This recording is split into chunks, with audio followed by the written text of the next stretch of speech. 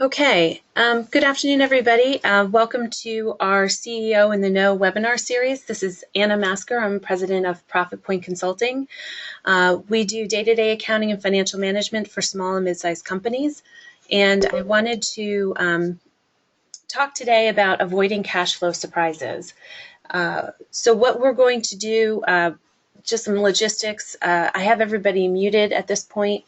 If you want to chat with me or raise a question, there's the chat function you can use, and we'll stop about halfway through, and then again have a Q&A session at the end if needed.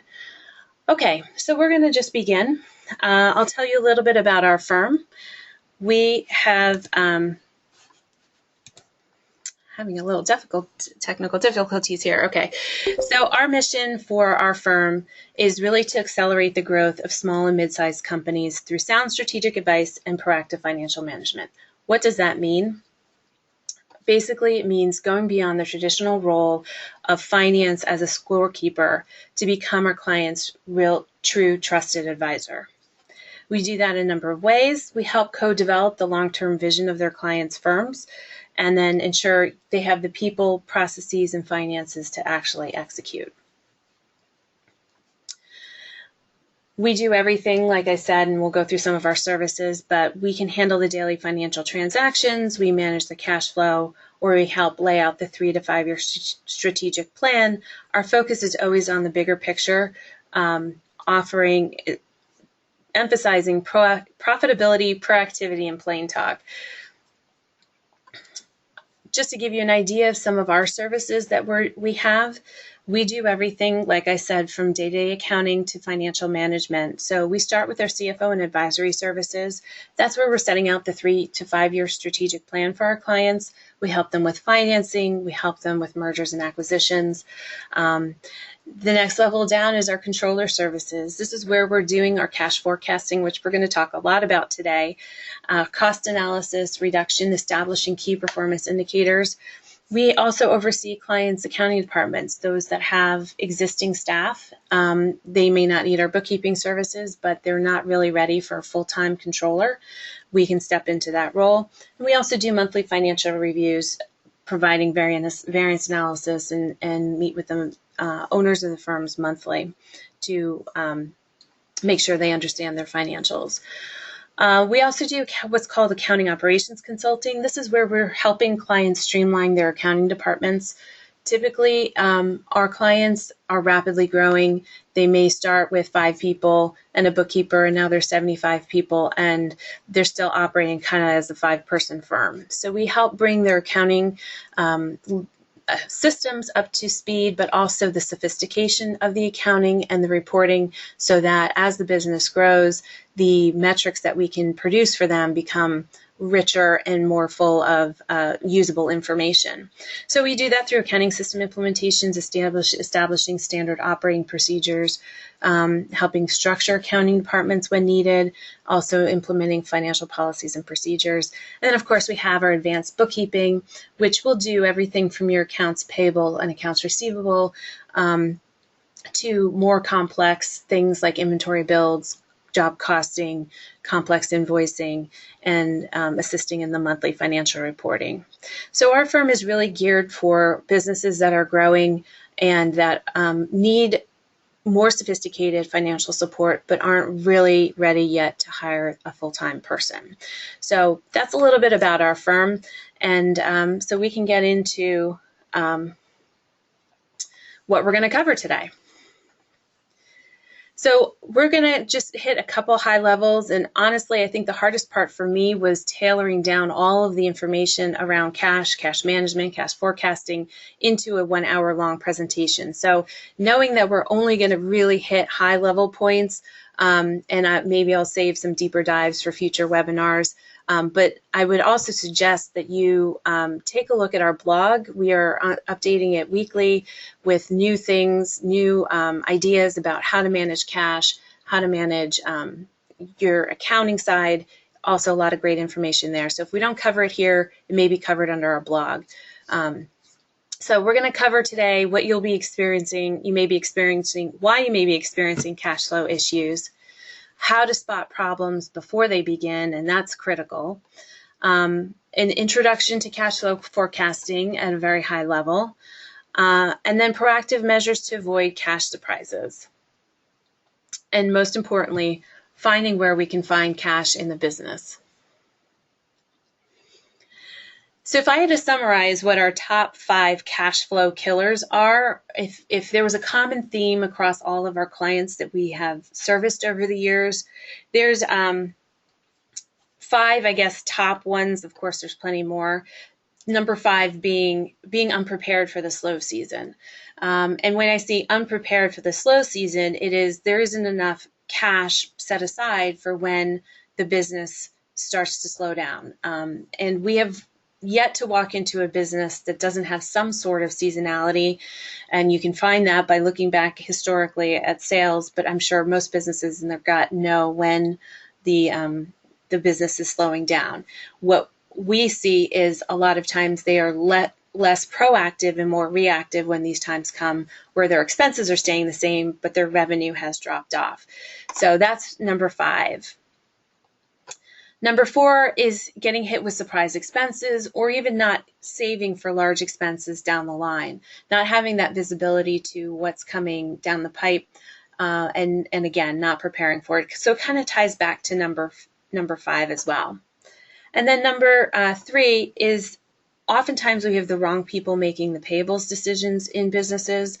A lot of times the owners don't want to deal with cutting checks or being involved in that process and managing the cash, so it gets pushed down in the organization to a person that may not have the capacity or the skill set to actually do that work.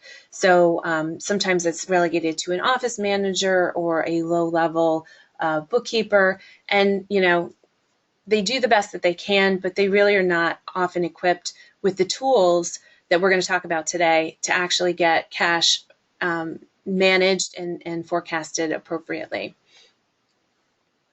Number 2 on our top 5 cash flow killer list is that aging receivables and unpredictable cash receipts. I think every business we walked into has had some sort of issue with predicting when customers are going to pay. Some worse than others, every business is different, but it's a common theme across all businesses. And the number 1 cash flow killer that we see for our clients is no cash management process. And you would think in many cases that accounts receivable would be the number 1 cash flow issue for clients, and it is. However, not having a cash management process is worse because you have no tools to counteract when a client does not pay. Okay, so those are our top 5. We're going to cover a lot of these in our conversation today. But when you're experiencing, when you're experiencing cash issues, or even on a day-to-day basis, does this look like anything of what your day looks like? Bouncing from thing to thing, firefighting, and if you throw cash issues into the mix, that adds an acceleration of urgency and issues as far as running the business. So your day is spending firefighting, and then your night looks like this: staying awake at night as an insomniac, figuring out, okay, now that I have some quiet time, how am I going to make payroll next week? What are we going to do about this critical vendor that's going to cut us off? Where am I going to come up with the cash to make this investment to grow my business? So we want to get you off of this firefighting insomniac cycle. So we're going to talk about some tools we can use to do that today. So what causes these cash flow surprises? What triggers these events? And what keeps you up at night? I bucket them into 2 buckets. You've got your obvious events. You've got unexpected expenses. You've got big things that happen. A client who promised to pay $100,000 on Monday didn't, and now we're at risk of not making payroll on Tuesday. Critical vendor, well, this has also happened to a number of our clients. They have a sizable balance with a vendor, and then the vendor calls up one day and says, if you don't pay us in full, we're cutting you off, which was, if it is truly a critical vendor, really can be detrimental to the company overall. So you really do have to scramble and find a way to appease the vendor, extend terms, or get cash to them. Oftentimes we walk into clients and their line of credit is maxed, or they've had a bad experience with the bank and the bank is starting to retract their line of credit. And this happened a lot in the recession. So we are a little bit jaded that we like lines of credit as a tool in cash management. However, I don't always count that as available money, even if you have an available balance, because it can be retracted at any time. And we saw a lot of that in the recession. So those are the obvious events. I have a second bucket called the stealth events. These are things that kind of quietly build up over time and can reach a climax and a point where it really starts to impact your cash. Number one issue is creeping costs. Clients become immune to, small incremental changes over time. If you think about it, if you take a step back and you look at us generally as a public and gas prices, right? Over time, they've creeped up, a little bit and a little bit, and then they drop. And, even from 2 months ago, our cash has, our gas prices have, inched up, ever so slightly, 10 cents a gallon or something like that. But we don't really feel it because it's small incremental changes. Same thing happens with businesses and their costs. They kind of creep up in little increments. Also losing sight to upcoming expenditures. And when I say upcoming expenditures, I'll refer a lot to things like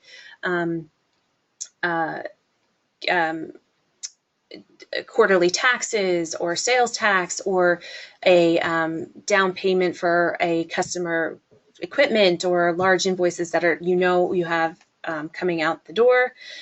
Another stealth issue is your accounts receivable is aging and nobody's really watching it as closely as they should. Also tapping the line of credit without a payback plan. This is something that creeps up on us, and we'll say, yep, we'll hit it this week, but we'll get it back in there next week, and it never really happens until that line of credit starts to really approach maxing out. And then the poor prioritization of payables, say that 3 times fast, but that's really, again, back to not having a strategy around your payables and what vendors you want to select. And then also some covert things. The owner often sometimes takes too much money out of the business before the business can replenish it. And then we'll talk about commingling funds of, all these different types of expenses all in one bucket. So we obviously, sometimes we can't address the obvious expenses, the obvious cash flow killers, but these stealth ones, we'll talk about how we can actually spot them. And that really is taking a closer look at your numbers. And for us, what works really well is taking a look at historical trends over time. Is there a seasonality in the business? Are costs increasing slowly? That's what I was kind of talking about, the gas expenses. Are your margins decreasing? Little small increments will start to pop over time. And if you have a bookkeeper, you have somebody who's savvy, have them drop these numbers into Excel and create yourself a little chart, and it will present itself much more rapidly if a sheet full of numbers doesn't do it for you. Another key metric is to look at your average days a client takes to pay. This is called days sales outstanding.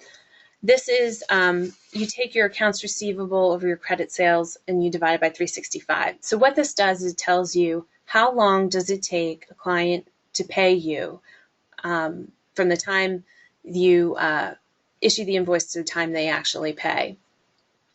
What this does, if you look at it in one point in time, that's not a bad thing. However, what really tells the tale is if you take that, you do that calculation over and over again over a course of months, you're going to see the trend of how your AR is aging.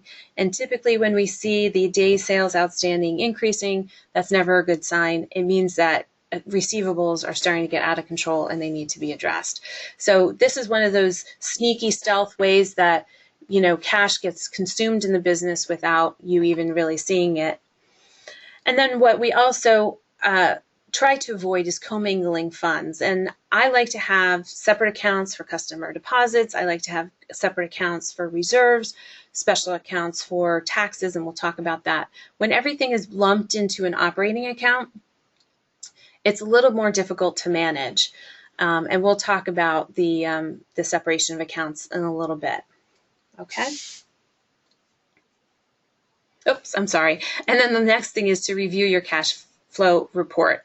The cash flow report is a critical piece of critical financial report.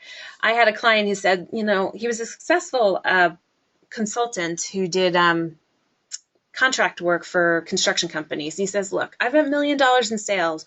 Why don't I have millions of dollars in my bank account? And the answer really was, I pulled out his cash flow report and we really got to see what happened to his cash. And basically the cash flow report tells you one thing, or not one thing, it tells you a lot of things, but it really ultimately tells you, I started with this balance in my bank account at, October 1st, and October 31st, it was, this. So if I started with $100 in my bank account on October 1st, and it's $25 October 31st, where'd the $75 go? That's the $1 million question a lot of our clients ask. Where did all the money go? The cash flow report will actually tell you where all your money went. Now, my disclaimer is that it's not very user-friendly for non-financial types, so I would suggest if you have a bookkeeper or you have an accountant that can walk you through it, or we'd be happy to do it. It's a really good report to tell you what's going on in the business. It's just not very readable for somebody who doesn't understand it. However, it is important to understand the changes in cash from one period to another. And every cash flow report has these three categories. And these are the three that I tell my non-financial clients to look at. These are the ones we review. The first is cash flow from operating activities. And this is important that you look at this. This is one of, I would say, one of the critical numbers you should be measuring in your business. Definitely cash flow from operating activities. And what this metric tells you is my core business generating cash? Meaning, when I'm selling stuff, I'm making a profit, I'm managing my receivables, I'm managing my payables. Are my daily activities actually generating cash? And you always, always, always want this number to be positive. If it's not, and it continues not to be positive, your business is not going to last very long.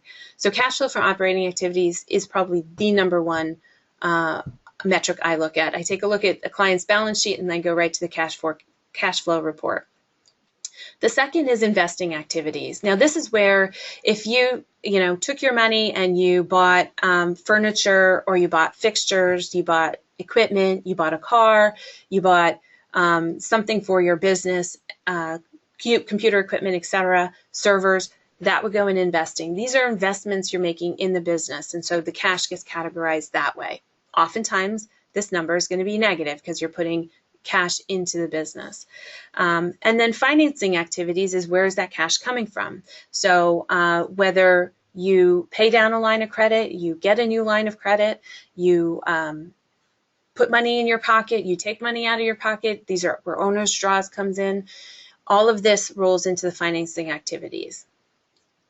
And that could be positive or negative, and it really depends on the situation in the business. But this is a critical way to answer that $1 million question of, where did all my cash go? I see a top line sales number of X, and I see a bank balance that's a whole lot less than X. So this is why the cash flow report is really good.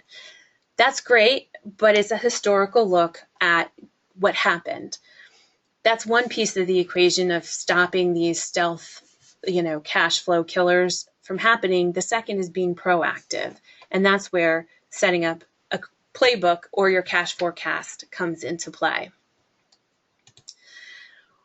So at the top level, I know some of you probably already doing cash forecasting, so I'll go over this for those who aren't. The basic cash components of a cash forecast, the beginning cash balance, any receipts and transfers, you add those in.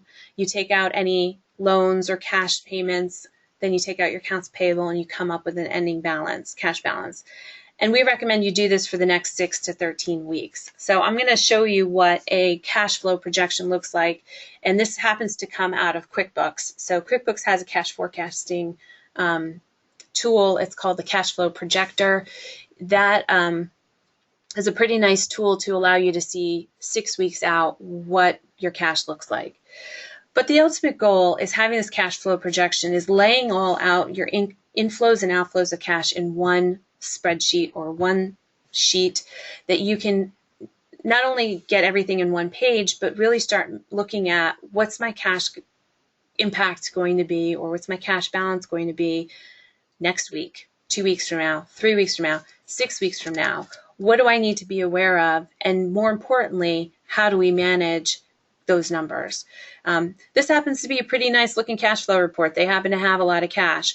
However, most clients are not always that pretty. There's a lot of negative, there's a lot of red, there's a lot of blood on there, a lot of bleeding, I should say. So the next step of the cash flow forecast is, really using it for your advantage. So yes, the sleepless nights will hopefully start to go away if you start using cash forecast, but it's really going to give you better control over your cash. It's going to show you where the inflows and outflows are at a deeper level.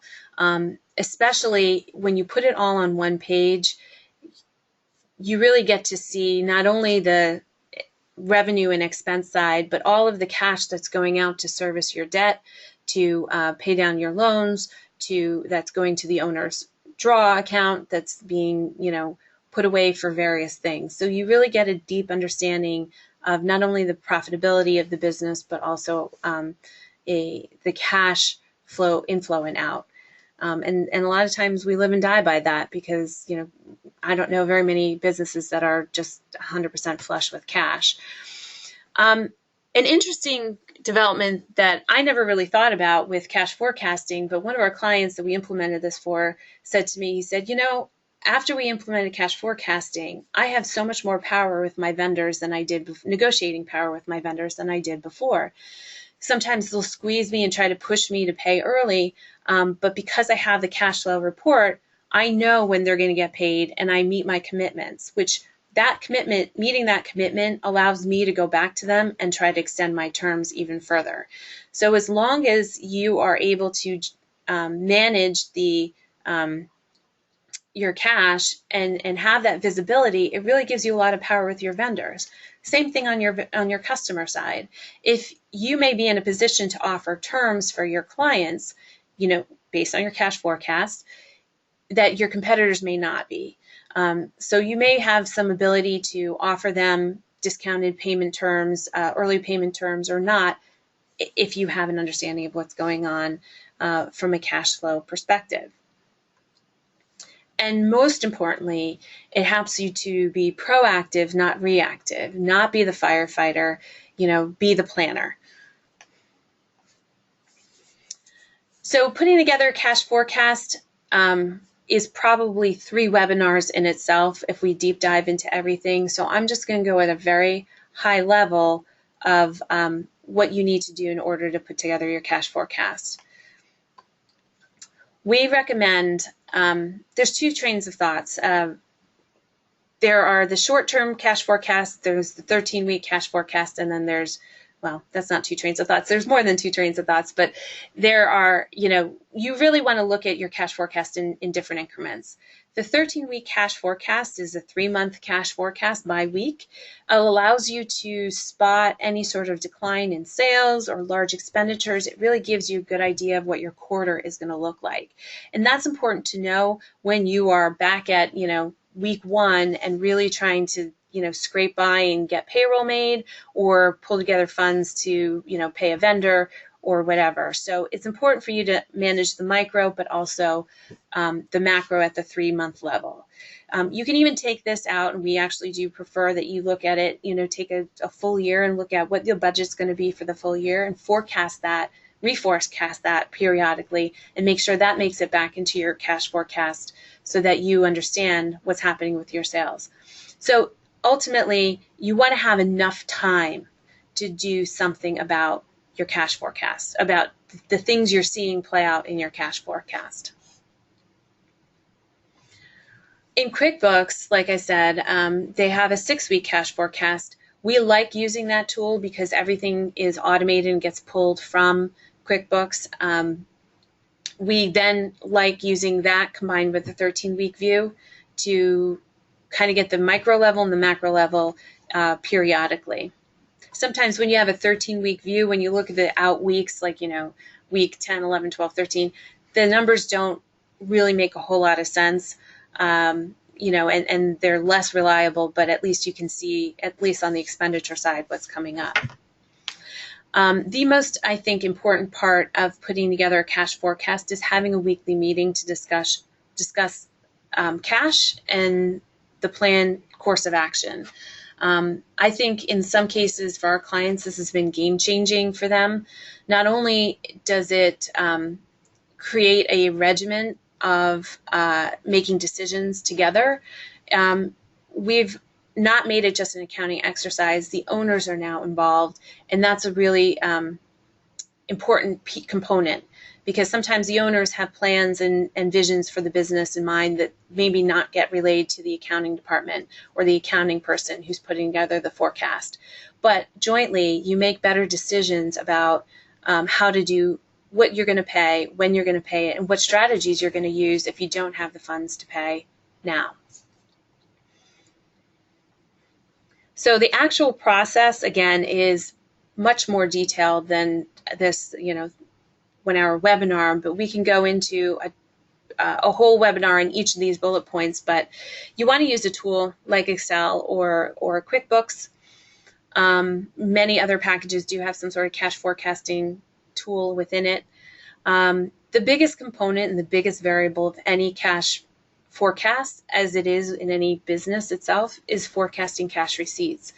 This is more of an art than a science, and so what I would say is the first couple of times you do a cash forecast is going to be ugly. It's not going to, you're going to be off. You're not going to really have a good handle on how to predict cash, but eventually you will start to learn the rhythm of the cash that comes in the business, especially if you have, monthly contracts or things that are kind of flat each month. It really becomes a lot more clear how things start playing into the business. But it's more of a science, an art rather than a science, but you will eventually need to determine how to forecast your cash receipts as they come in. Then you want to load in your expenses and your recurring payments like your loans and your credit cards. You really want to get a good idea of everything beyond just expenses, the balance sheet items that are hitting that you have to pay as well. Again, then you want, this ties back to the meeting that we were talking about before. You really want to review the projected balances. You want to understand, okay, now that we laid everything in, what's the damage? And a lot of times it is damage. It's a lot of times it's negative numbers in your bank account in week 2, 3, 4, and on. So then that becomes this. The next step is really, what are you going to do to handle the cash shortfalls? And it's as simple as determining what bills you're going to pay this week versus next, developing a strategy around who you're going to call from your customer list to say, hey, we need to get the cash in here. You'll start to develop strategies around getting cash in faster.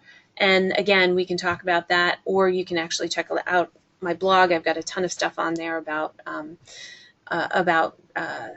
getting cash into the business. But like I said, their cash shortfalls, you now have a proactive discussion on how to handle that. And that's really the critical thing about having a cash forecast in place. That's going to allow you to sleep better at night. We also recommend you pay bills once a week at the end of the week, once you know that cash has come in as planned. So what we do is you forecast at the beginning of the week. You keep a look at what's the cash receipts. Are they coming in as planned? If they are, then you execute what you decided to pay. And then the last step is, after the week is complete and the actuals have come in, you really want to take a look at what the actual projected revenue is versus the projected expenses versus the actuals. And this is really more of a fine-tuning process for you to fine-tune your forecasting skills, to get a better pulse on what goes on in the business, and then also to understand really some of the things that may happen that you didn't foresee could happen. If a client promised to pay on Monday and that you didn't get the cash until, the following Monday. What are ways that you can facilitate that? Can you take a credit card or something along those lines? So you'll get better at projecting revenue and expenses, and then coping with those variances as you go forward. We'll do this last slide before we'll stop for Q&A if anybody has any questions. How do you prevent cash flow issues? I think we talked a lot about that, but number one is definitely having a plan. And I'm not talking just the 6-week cash forecast, but the 13-week, and having a plan for the entire year.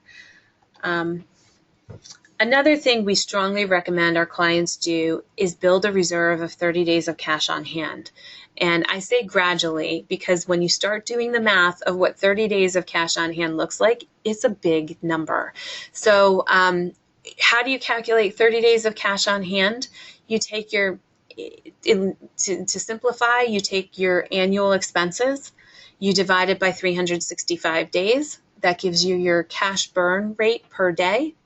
And then you take that and you say, I'm burning X dollars per day, multiply that by 30, and that gives you your 30-day cash reserve. So what is the 30-day cash reserve? The 30-day cash reserve is basically money that if your business shut off today, meaning you got no more revenue today, your business could last 30 days without any sort of income. And that allows you to give you a nice runway for any of these hiccups that happen in the daily course of business. That customer didn't pay on time, this surprise bill came in. That 30-day cash reserve is really your buffer for those type of things. And it allows you to be self-reliant as opposed to reliant only on a line of credit or outside funding. So it's something that we strongly recommend. Now, 30 days of cash may not be feasible for everybody. However, some clients use a combination of, available line of credit plus 30 days of cash. They won't tap the line of credit below, that it would go below or above a certain dollar amount, and they keep the other half in cash. So what you want is the availability of 30 days of cash, whether that's in a bank account or in a line of credit. But like I said, I'm a little jaded from the recession. We like lines of credit. They're very useful, but they have to be managed properly. And they're also not your money. So you can't always rely on them depending on what's going on with the bank. Okay. Another thing that we do is separate bank accounts to help manage cash. And I think of this as like 50% financial and 50% psychological. It works really well for our clients because they know that they have buckets of funds that have already been spoken for. It helps the accounting department, on the other hand, to make sure that the owner only has a limited amount of visibility to the operating account, because those other funds are reserved. And when I say reserved, when you have a customer equipment deposit come in, you have a quarterly tax payment coming due, you're setting aside money each month, each week to build up those reserves because you know that expense is coming, and that's pulled out of the operating account so that those funds are saved basically and squirreled away for those expenses that are coming up. It helps our clients manage their expectations of the operating account, but also it gives them the security blanket, security knowing that they have these various funds set up and that we're funding them systematically. And systematically is really a key piece of this. Whether you do a manual transfer each week or you can set up a sweep from one account to another, we really like the automatic function of we're doing this every week and you do it without fail. And even if it means that sometimes you might need to move or negotiate with a vendor to push them out, you're still keeping your priorities straight and keeping those reserves building for those expenses that are coming up. So that's why separate bank accounts are always a good thing for us, or we like to install them or implement them with our clients. And then also, simple things like being systematic when it comes to collections. if there was one thing that is the lowest hanging fruit for when we work with our clients, it is that. It is creating a collections systematic way to collect from clients, having a process and following it, and then regularly monitoring it.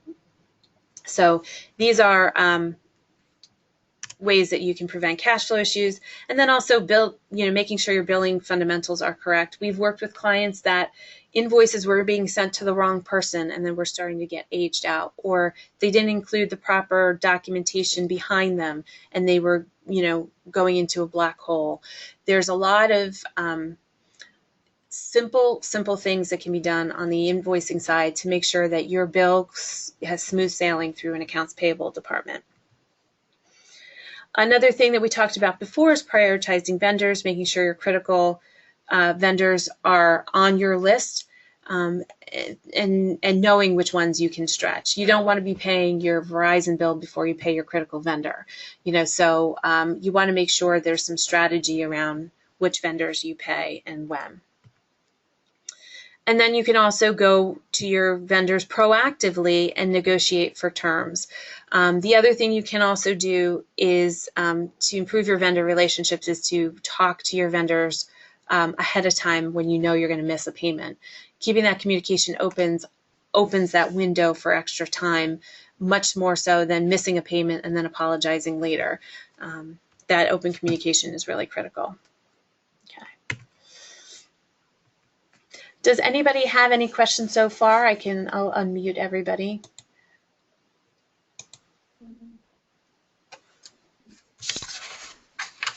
I don't have any questions. Okay. Okay. I'll take that as a no. So I'm going to just keep moving forward.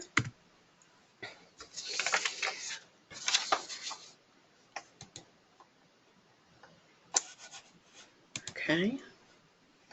There we go.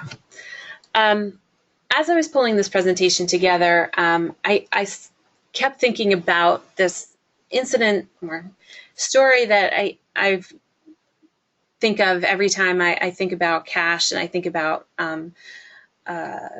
saving and that sort of thing. When I first got out of college, my first job was working for General Electric, GE, in one of their manufacturing businesses. Now, this was a $2 billion division of GE and probably could have been on the Fortune 1000 list as itself as a standalone entity. But I was only at the office for a couple of months. It was my first job out of college. And one day, all of a sudden, I hear this shoebox being shaken. And somebody's walking down the hall shaking the shoebox. And then all of a sudden, I see all my colleagues kind of duck for cover and kind of get themselves, find other things to do away from their desks. And me being the greenie, I'm sitting there at my desk plugging away. And here comes my admin with the shoebox, and she's shaking. And she goes over to me. She looks over at me. She goes, hey, do you have any extra pens and pencils in your desk? I look at her. I'm like, yeah. She's like, well, you can have a few of them, but I need the rest of them back.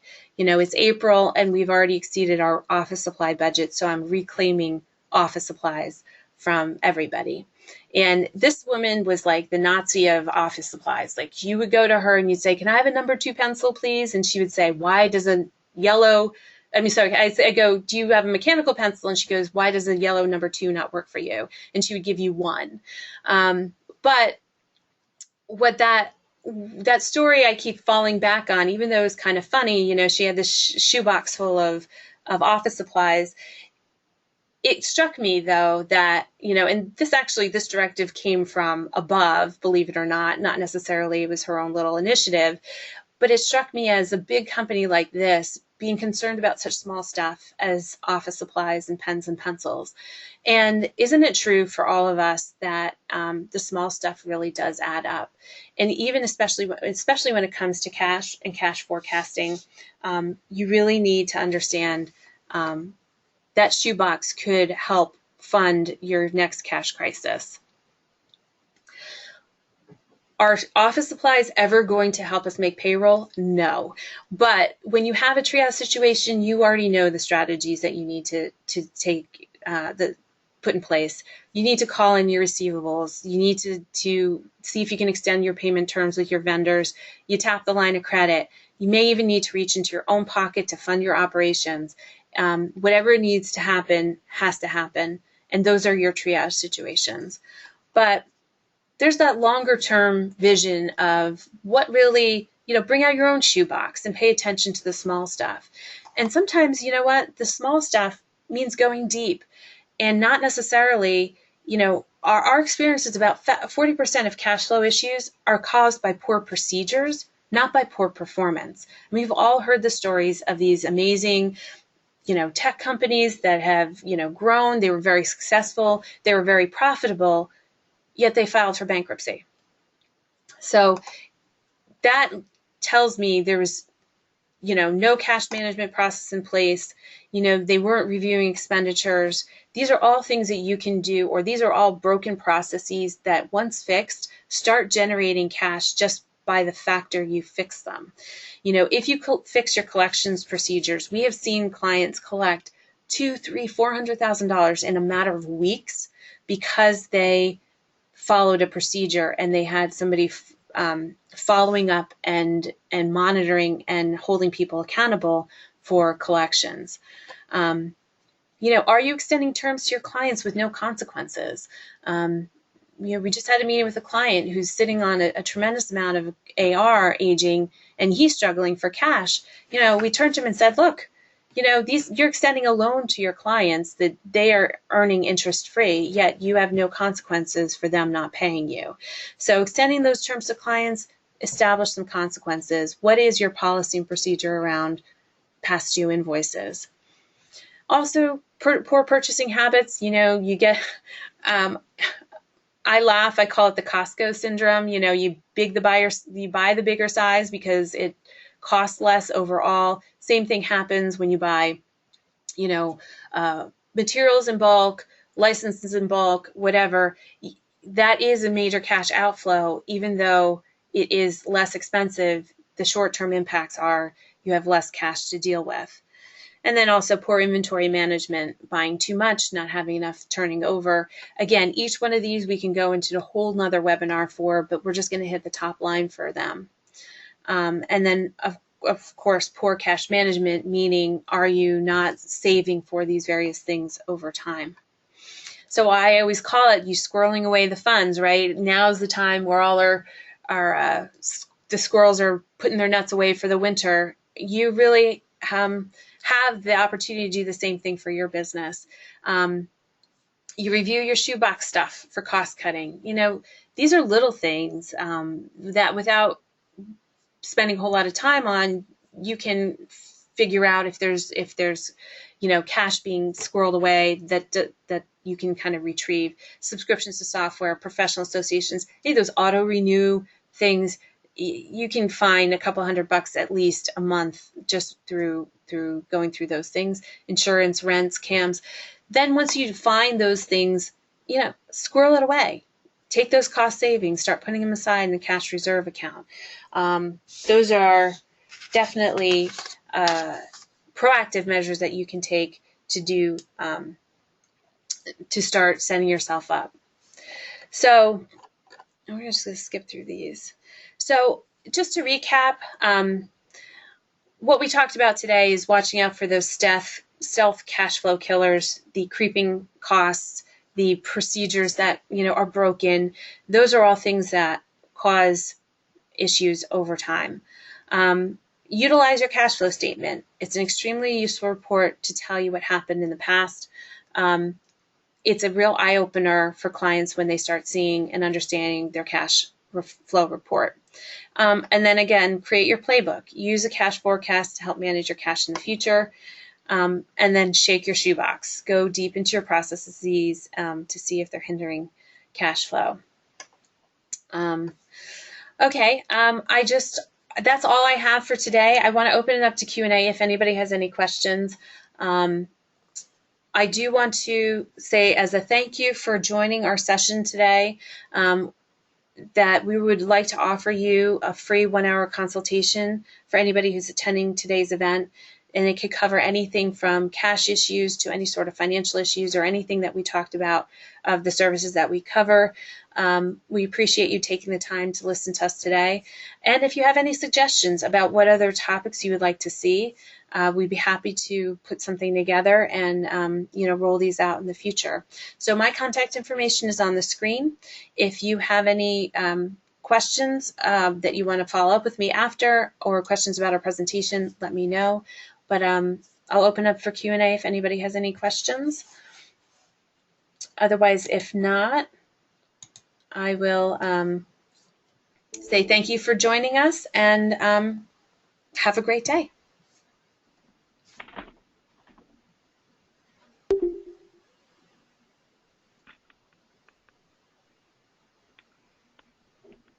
Thank you. Thank you, everybody.